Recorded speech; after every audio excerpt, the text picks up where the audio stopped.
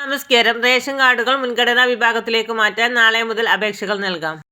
ഒഴിവാക്കൽ മാനദണ്ഡങ്ങളിൽ ഉൾപ്പെടാത്ത കുടുംബാംഗങ്ങളുടെ പൊതുവിഭാഗം, അതായത് നീല, വെള്ള റേഷൻ കാർഡുകൾക്ക് മുൻഗണനാ കാർഡ് ആയ പിങ്ക് വിഭാഗത്തിലേക്ക് തരം മാറ്റുന്നതിന് അപേക്ഷ നവംബർ 25 രാവിലെ 11 മണി മുതൽ നൽകാവുന്നതാണ്.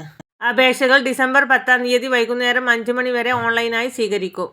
ബന്ധപ്പെട്ട രേഖകൾ സഹിതം അക്ഷയ കേന്ദ്രങ്ങൾ വഴിയോ അല്ലെങ്കിൽ സിറ്റിസൺ ലോഗിൻ പോർട്ടൽ വഴിയോ citizen.civilsupplieskerala.gov.in വഴിയോ ഓൺലൈൻ അപേക്ഷ സമർപ്പിക്കാവുന്നതാണ്. പൊതുവിതരണ ഉപഭോക്തൃകാര്യ കമ്മീഷൻ അറിയിച്ചു.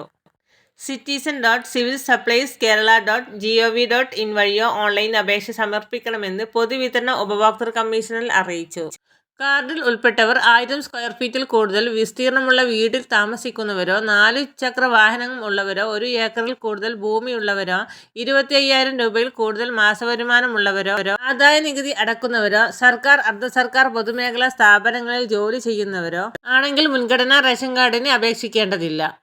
പഞ്ചായത്ത് BPL ലിസ്റ്റിൽ ഉൾപ്പെട്ടതിൻ്റെ അല്ലെങ്കിൽ BPL ലിസ്റ്റിൽ ഉൾപ്പെടാൻ അർഹതയാണ് എന്നതിൻ്റെ പഞ്ചായത്ത് സെക്രട്ടറി ഒപ്പിട്ട സർട്ടിഫിക്കറ്റ്, മാരക രോഗങ്ങൾ ഉണ്ടെങ്കിൽ അതിൻ്റെ സർട്ടിഫിക്കറ്റ്, വികലാംഗ സർട്ടിഫിക്കറ്റ്, സർക്കാർ പദ്ധതി മുഖാന്തരം ലഭിച്ച വീടാണെങ്കിൽ അതിൻ്റെ സർട്ടിഫിക്കറ്റ്, 21 വയസ്സ് പൂർത്തിയാവാത്ത പുരുഷന്മാർ ഇല്ലാത്ത നിരാലംബരായ വിധവകളാണെങ്കിൽ നോൺ റീമാരേജ് സർട്ടിഫിക്കറ്റ്, സ്വന്തമായി വീടോ സ്ഥലമോ ഇല്ലാത്തവർ വില്ലേജ് ഓഫീസറുടെ സർട്ടിഫിക്കറ്റ് എന്നിവ സമർപ്പിക്കേണ്ടതാണ്.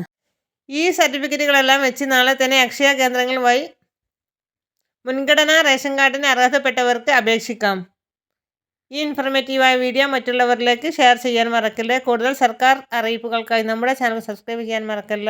ഈ ഇൻഫർമേഷൻ മറ്റുള്ളവർക്ക് കൂടി അറിയിക്കാൻ മറക്കല്ലേ.